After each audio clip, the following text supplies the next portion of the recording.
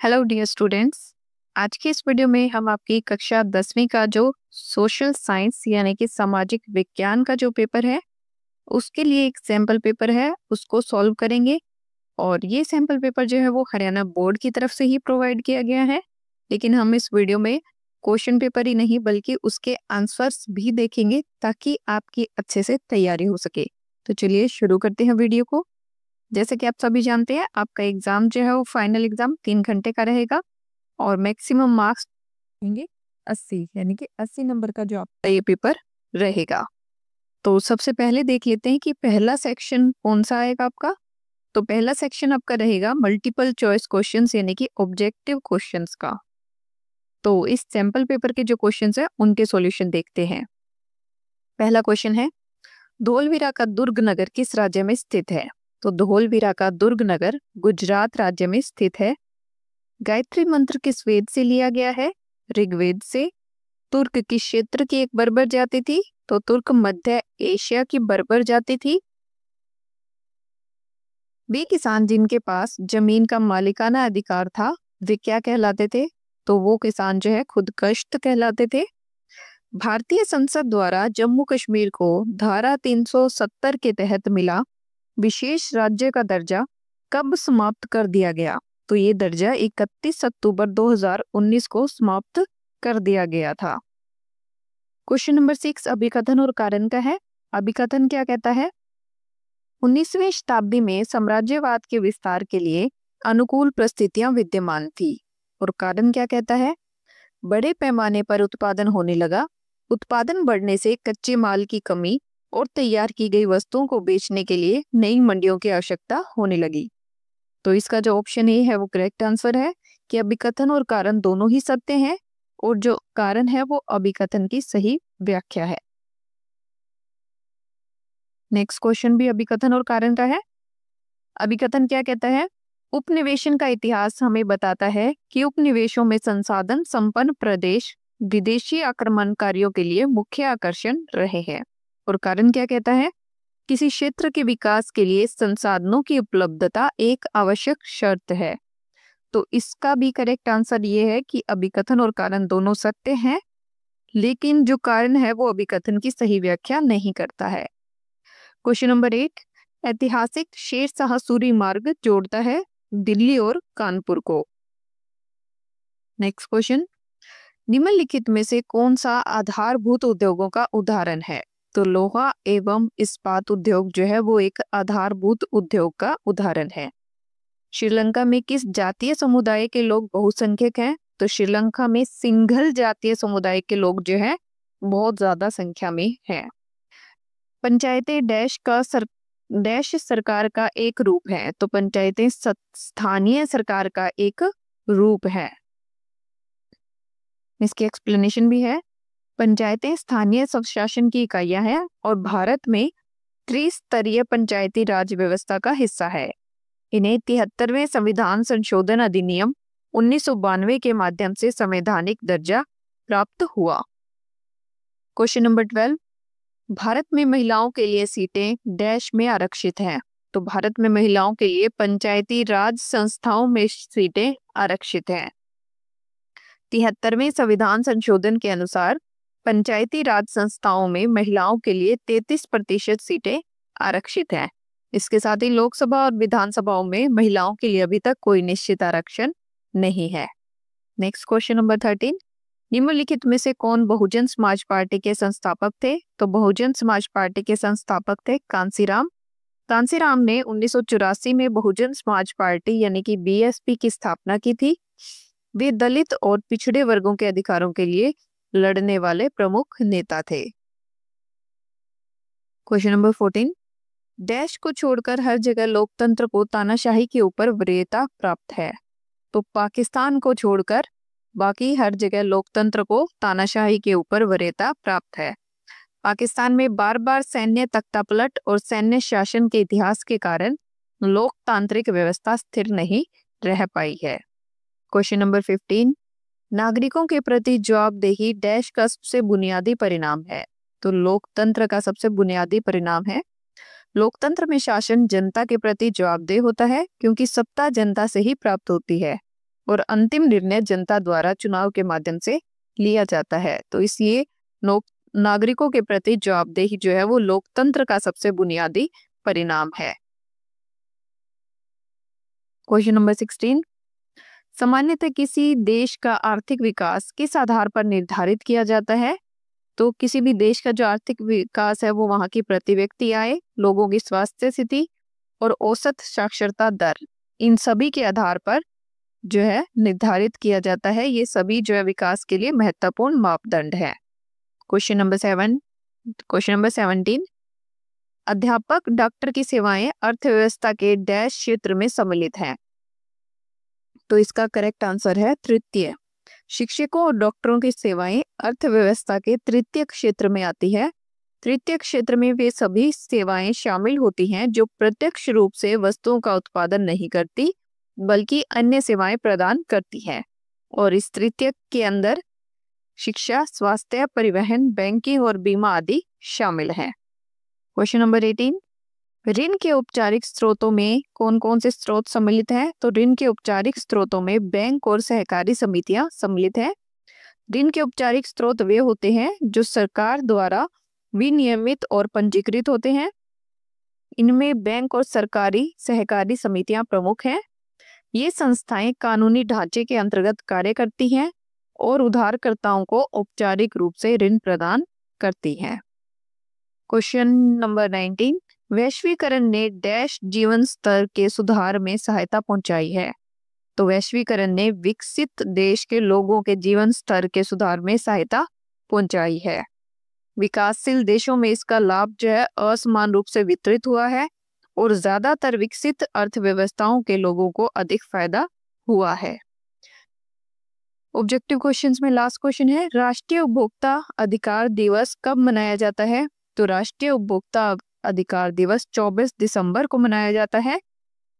इस दिन 1986 में उपभोक्ता संरक्षण अधिनियम लागू हुआ था। यह दिवस उपभोक्ताओं को उनके अधिकारों के प्रति जागरूक करने के लिए मनाया जाता है। इसके बाद आता है सेक्शन बी, जो कि आपका वेरी शॉर्ट आंसर क्वेश्चंस का रहेगा।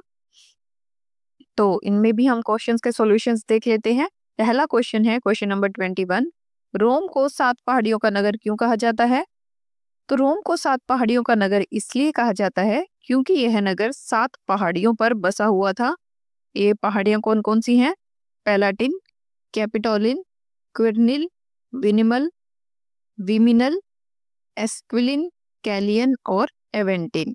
तो ये सभी 7 पहाड़ियां हैं जिनके जो ऊपर है ये नगर बसा हुआ है।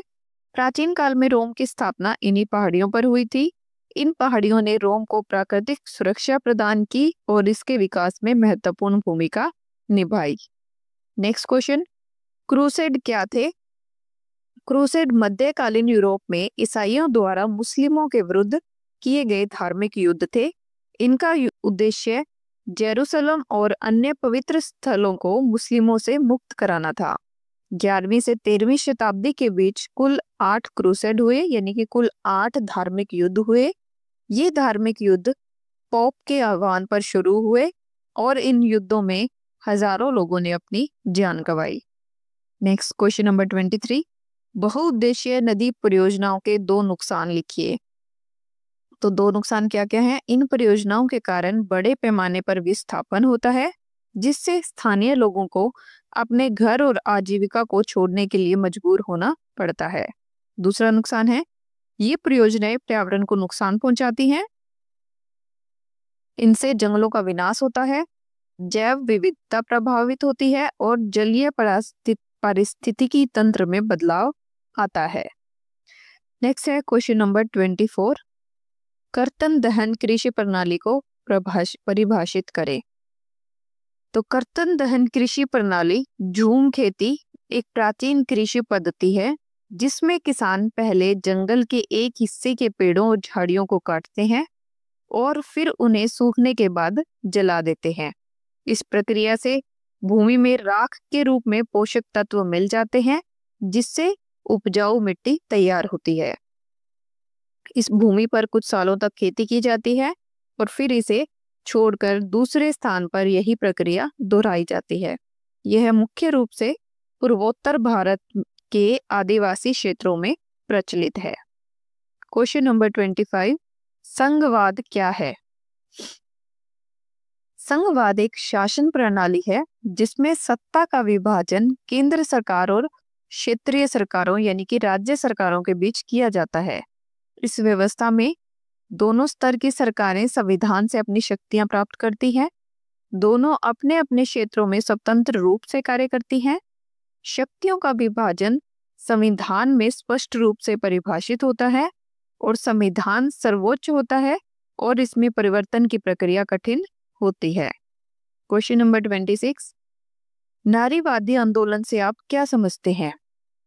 तो नारीवादी आंदोलन सामाजिक, राजनीतिक और आर्थिक क्षेत्रों में महिलाओं के अधिकारों और समानता के लिए चलने वाले आंदोलन है। इनके मुख्य उद्देश्य हैं लिंग आधारित भेदभाव को समाप्त करना, महिलाओं को पुरुषों के समान राजनीतिक, आर्थिक और सामाजिक अधिकार दिलाना, महिलाओं को शिक्षा, स्वास्थ्य, रोजगार और निर्णय लेने में समान अवसर प्रदान करना और पितृसत्तात्मक व्यवस्था के विरुद्ध संघर्ष करना और महिलाओं पर होने वाली हिंसा को रोकना। नेक्स्ट क्वेश्चन है, प्रच्छन्न बेरोजगारी क्या है? प्रच्छन्न बेरोजगारी वह स्थिति है जब कोई व्यक्ति कार्यरत होने का दावा करता है लेकिन वास्तव में उसका उत्पादन में कोई योगदान नहीं होता। इसकी विशेषताएं हैं अधिक लोगों का एक ही काम में लगे होना जिससे श्रम का अनावश्यक विभाजन होता है। यदि कुछ लोगों को काम से हटा दिया जाए तो भी उत्पादन में कोई कमी नहीं आती। यह मुख्यतः कृषि क्षेत्र में और विकासशील देशों में पाई जाती है। यह अदृश्य बेरोजगारी भी कहलाती है क्योंकि सांख्यिकीय रूप से ये लोग बेरोजगार नहीं दिखते। क्वेश्चन नंबर 28, उत्पादन में सूचना प्रौद्योगिकी के दो उपयोग लिखिए। तो उत्पादन में सूचना प्रौद्योगिकी के दो महत्वपूर्ण उपयोग हैं उत्पादन प्रक्रिया का स्वचालन, कंप्यूटर नियंत्रित मशीनें और रोबोटिक्स का उपयोग करके उत्पादन को तेज, सटीक और कुशल बनाना। इससे मानवीय त्रुटियां कम होती हैं और उत्पादकता बढ़ती है। और दूसरा उपयोग है आपूर्ति श्रृंखला प्रबंधन, कच्चे माल की खरीद से लेकर अंतिम उत्पाद की डिलीवरी तक की प्रक्रिया का डिजिटल प्रबंधन। इससे इन्वेंट्री नियंत्रण, लॉजिस्टिक्स और वितरण प्रणाली में सुधार होता है और लागत जो है वो कम होती है।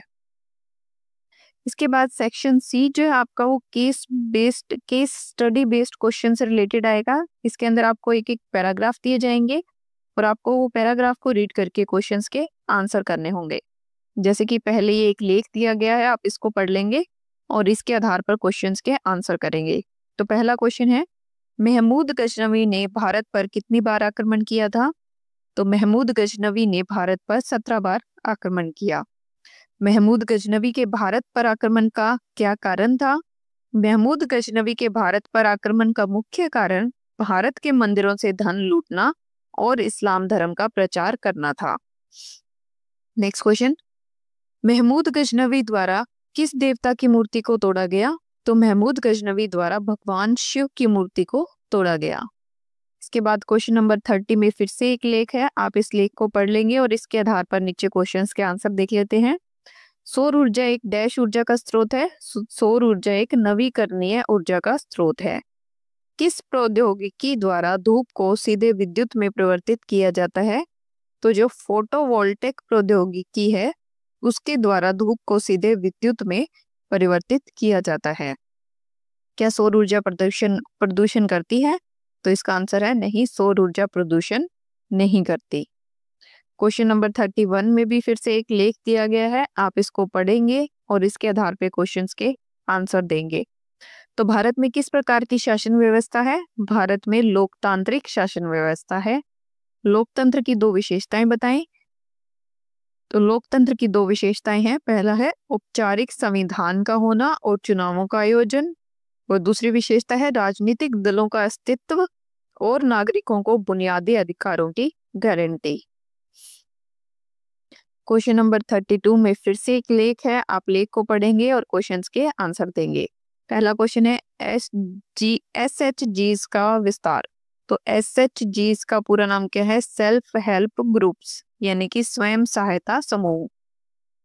स्वयं सहायता समूह में बचत और ऋण संबंधित अधिकतर निर्णय किसके द्वारा लिए जाते हैं? तो इन समूह में अधिकतर निर्णय सदस्यों द्वारा लिए जाते हैं। नेक्स्ट क्वेश्चन, स्वयं सहायता समूह द्वारा ग्रामीण क्षेत्रों में कौन सी वित्तीय सेवा प्रदान की जाती है? तो स्वयं सहायता समूह द्वारा ग्रामीण क्षेत्रों में छोटे ऋण, जिनको हम माइक्रो क्रेडिट कहते हैं, या लघु वित्त की सेवा प्रदान की जाती है। इसके बाद आता है सेक्शन डी, जो कि शॉर्ट आंसर टाइप क्वेश्चंस का रहेगा। तो इसमें पहला क्वेश्चन है, साम्राज्यवाद की परिभाषा दे। साम्राज्यवाद एक ऐसी नीति है जिसके अंतर्गत एक शक्तिशाली राष्ट्र अन्य कमजोर राष्ट्रों पर अपना प्रभुत्व स्थापित करता है और उनका आर्थिक, राजनीतिक एवं सांस्कृतिक शोषण करता है। इसका सेकंड पार्ट है, साम्राज्यवाद के 2 विनाशकारी प्रभाव लिखे। तो पहला है स्थानीय अर्थव्यवस्था का विनाश। साम्राज्यवादी शक्तियों ने उपनिवेशों की पारंपरिक अर्थव्यवस्था को नष्ट कर दिया और उन्हें कच्चे माल के स्रोत और तैयार माल के बाजार में बदल दिया। दूसरा नुकसान है सांस्कृतिक विनाश। साम्राज्यवादी शक्तियों ने उपनिवेशित देशों की स्थानीय संस्कृति, भाषा और परंपराओं को नष्ट करने का प्रयास किया, जिससे सांस्कृतिक पहचान का नुकसान हुआ। क्वेश्चन नंबर 34 है, सार्वजनिक क्षेत्र एवं सहकारी क्षेत्र के उद्योगों में अंतर स्पष्ट करें। तो पहला है स्वामित्व। सार्वजनिक क्षेत्र के उद्योगों का स्वामित्व जो है वो सरकार के पास होता है, जबकि सहकारी क्षेत्र के उद्योगों का स्वामित्व सदस्यों के समूह के पास होता है। प्रबंधन की बात करें तो सार्वजनिक क्षेत्र के उद्योगों का प्रबंधन सरकारी अधिकारियों द्वारा किया जाता है, जबकि सहकारी क्षेत्र के उद्योगों का प्रबंधन चुने हुए सदस्यों द्वारा किया जाता है। उद्देश्य की बात करें तो सार्वजनिक क्षेत्र के उद्योगों का मुख्य उद्देश्य जनहित और सामाजिक कल्याण होता है, जबकि सहकारी क्षेत्र के उद्योगों का मुख्य उद्देश्य अपने सदस्यों के हितों की रक्षा करना होता है। क्वेश्चन नंबर 35, राजनीतिक दलों के कोई 3 कार्य लिखिए। तो राजनीतिक दलों के 3 प्रमुख कार्य क्या है? चुनावों में उम्मीदवार को खड़ा करना और सरकार बनाना। दूसरा, जनता की समस्याओं को उठाना और उनका समाधान करने का प्रयास करना। तीसरा है जनमत का निर्माण करना और राजनीतिक शिक्षा प्रदान करना। क्वेश्चन नंबर 36, उपभोक्ता न्यायालय और उपभोक्ता संरक्षण परिषद में अंतर स्पष्ट करें। तो अगर कार्य की बात करें तो उपभोक्ता न्यायालय का मुख्य कार्य उपभोक्ताओं की शिकायतों का निपटारा करना है, जबकि उपभोक्ता संरक्षण परिषद का कार्य उपभोक्ताओं के अधिकारों के प्रति जागरूकता बढ़ाना और सरकार को सलाह देना है। संरचना की बात करें तो उपभोक्ता न्यायालय की अध्यक्षता एक न्यायिक अधिकारी करते हैं, जबकि उपभोक्ता संरक्षण परिषद में विभिन्न क्षेत्रों के प्रतिनिधि होते हैं।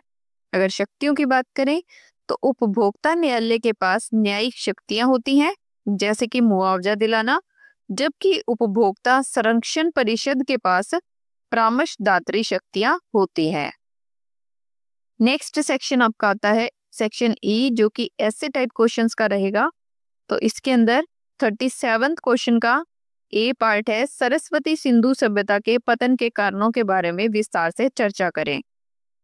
तो सरस्वती सिंधु सभ्यता यानी कि जो हड़प्पा सभ्यता थी, उसके पतन के निम्नलिखित कारण थे। पहला है प्राकृतिक आपदाएं।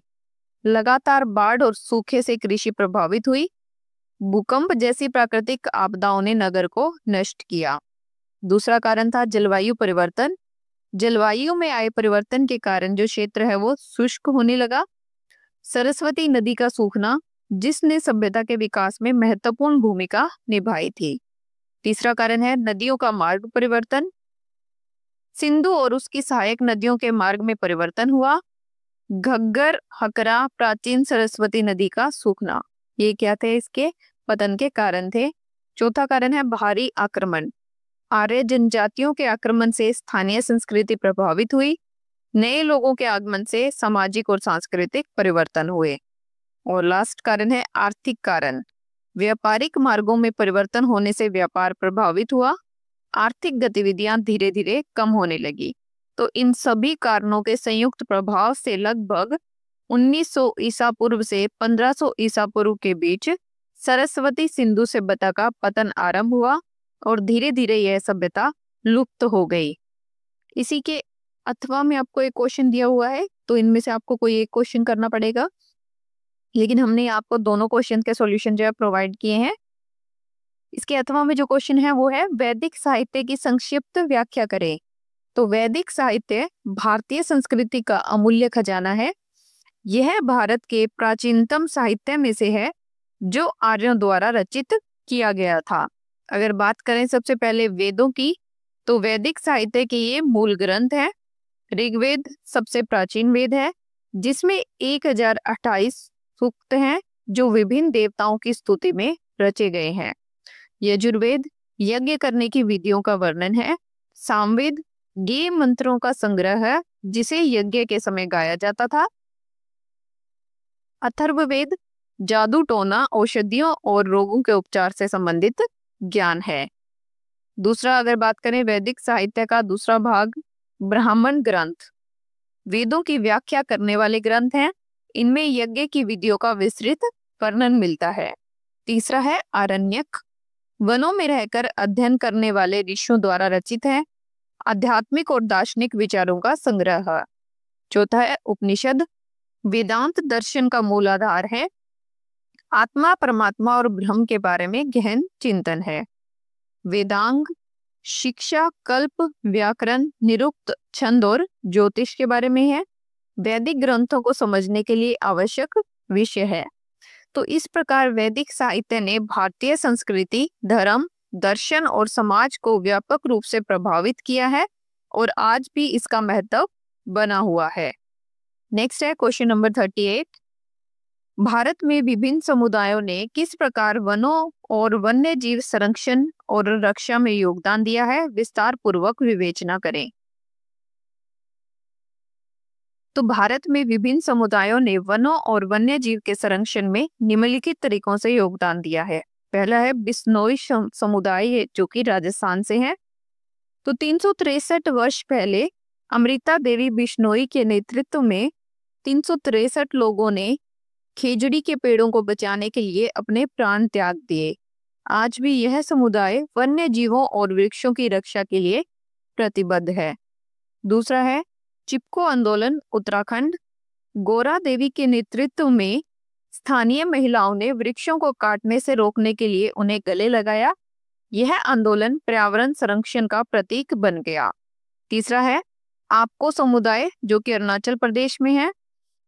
यह समुदाय पवित्र वनों की अवधारणा में विश्वास करता है जहां कोई शिकार या वृक्ष कटाई की अनुमति नहीं है। चौथा है बराली समुदाय, महाराष्ट्र। इस समुदाय के लोग साक्रेड ग्रोव्स की परंपरा का पालन करते हैं जहां वन क्षेत्रों को देवताओं का निवास माना जाता है और उनकी सुरक्षा की जाती है। पांचवा है संथाल, मुंडा और ओराम जनजातियां, झारखंड। ये समुदाय सरना नामक पवित्र वनों की रक्षा करते हैं और उनके धार्मिक महत्व को बनाए रखते हैं। तो इन प्रयासों के अलावा सरकारी योजनाएं जैसे कि संयुक्त वन प्रबंधन, जीएफएम और वन अधिकार अधिनियम ने स्थानीय समुदायों को वन संरक्षण में शामिल किया है। इन संरक्षण प्रयासों के परिणाम स्वरूप भारत के वन क्षेत्र में वृद्धि हुई है और कई वन्य जीव प्रजातियों को विलुप्त होने से बचाया गया है। इसके अथवा में जो क्वेश्चन है वो है मृदा अपरदन क्या है, मृदा अपरदन की रोकथाम के लिए क्या कदम उठाने चाहिए। तो मृदा अपरदन वह प्रक्रिया है जिसमें मिट्टी की ऊपरी उपजाऊ परत जल, वायु या अन्य प्राकृतिक बलों द्वारा अपने मूल स्थान से हटकर किसी अन्य स्थान पर जमा हो जाती है। यह प्रक्रिया प्राकृतिक होती है लेकिन मानवीय गतिविधियों से इसकी गति तेज हो सकती है। मृदा अपरदन की रोकथाम के लिए हम क्या क्या उपाय कर सकते हैं। पहला है वन रोपण और वन संरक्षण। दूसरा सीढ़ीदार खेती। तीसरा है समोच्च जुताई, फसल चक्र और वृक्षारोपण पट्टियां। इसके साथ ही बांध और जलाशय निर्माण, चारागाह प्रबंधन और मल्चिंग। तो इन सभी उपायों से न केवल मृदा अपरदन को नियंत्रित किया जा सकता है बल्कि मिट्टी की उर्वरता और कृषि उत्पादकता भी बढ़ाई जा सकती है। Next question number 39। भारत की एक धर्मनिरपेक्ष राज्य के रूप में विशेषताएं बताइए। तो भारत एक धर्मनिरपेक्ष राज्य के रूप में निम्नलिखित विशेषताएं हैं। पहला है संवैधानिक प्रावधान। भारतीय संविधान के अनुच्छेद 25 से 28 में धार्मिक स्वतंत्रता का अधिकार दिया गया है, जिसमें विश्वास, अभ्यास और प्रचार की स्वतंत्रता शामिल है। दूसरी विशेषता है सभी धर्मों के प्रति समान आदर। भारत किसी भी धर्म को राष्ट्र धर्म के रूप में मान्यता नहीं देता है और सभी धर्मों को समान रूप से सम्मान देता है। तीसरा है धार्मिक स्वतंत्रता। प्रत्येक नागरिक को अपने धर्म का पालन करने, प्रचार करने और धर्म परिवर्तन की स्वतंत्रता है। नेक्स्ट है धार्मिक संस्थानों की स्वायत्तता। धार्मिक संस्थान अपने मामलों का प्रबंधन स्वतंत्र रूप से कर सकते हैं। नेक्स्ट है शिक्षा में धर्मनिरपेक्षता। सरकारी शैक्षणिक संस्थानों में किसी विशेष धर्म की शिक्षा अनिवार्य नहीं है। नेक्स्ट धार्मिक अल्पसंख्यकों के अधिकार। अल्पसंख्यक समुदायों को अपनी भाषा, संस्कृति और शिक्षा संस्थान स्थापित करने का अधिकार है। सार्वजनिक सेवाओं में समानता। सरकारी नौकरियों और अन्य सेवाओं में धर्म के आधार पर कोई भेदभाव नहीं किया जाता है। और लास्ट है व्यक्तिगत कानून। विभिन्न धार्मिक समुदायों के अपने व्यक्तिगत कानून हैं जो विवाह, तलाक और उत्तराधिकार जैसे मामलों को नियंत्रित करते हैं। तो भारतीय धर्मनिरपेक्षता पश्चिमी मॉडल से अलग है क्योंकि यह धर्म और राज्य के पूर्ण अलगाव के बजाय सभी धर्मों के प्रति समान सम्मान पर आधारित है। इस प्रकार भारतीय धर्मनिरपेक्षता विविधता में एकता को बढ़ावा देने वाली एक महत्वपूर्ण विशेषता है। इसी के अथवा में जो क्वेश्चन आया हुआ है वो है आधुनिक लोकतंत्रों में सत्ता की साझेदारी के विभिन्न रूप क्या हैं? इनमें से प्रत्येक का उदाहरण दीजिए। तो आधुनिक लोकतंत्रों में सत्ता की साझेदारी के विभिन्न रूप निम्नलिखित हैं। पहला है संघीय व्यवस्था। इसका अर्थ है सत्ता का विभिन्न स्तरों पर विभाजन, केंद्र, राज्य और स्थानीय स्तर पर। उदाहरण है भारत में केंद्र सरकार और राज्य सरकारों के बीच शक्तियों का विभाजन संविधान की 7वीं अनुसूची में किया गया है। दूसरे है गठबंधन सरकार। इसका अर्थ है दो से अधिक राजनीतिक दलों द्वारा मिलकर सरकार बनाना।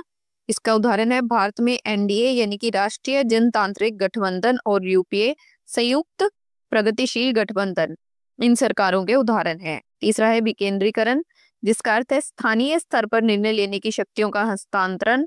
उदाहरण भारत में पंचायती राज व्यवस्था और नगर पालिकाएं स्थानीय स्वशासन की इकाइयां हैं।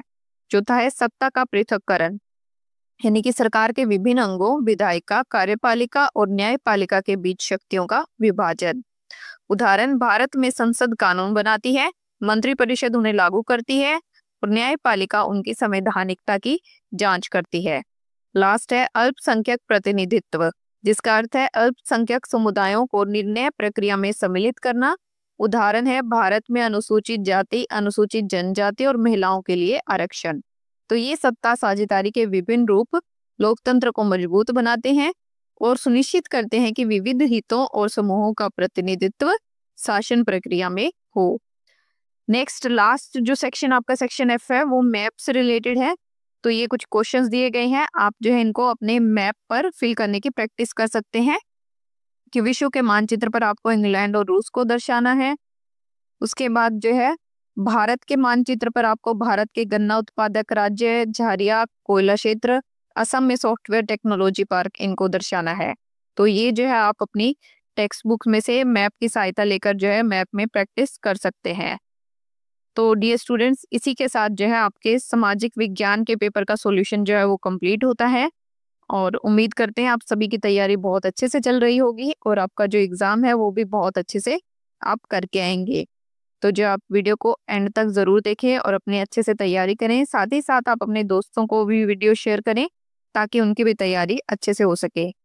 और अगर आपने अभी तक चैनल को सब्सक्राइब नहीं किया है तो प्लीज़ चैनल को सब्सक्राइब ज़रूर कर लें। और इसी के साथ हम मिलते हैं आपसे नेक्स्ट वीडियो में। तब तक के लिए tata, bye bye, thanks for watching.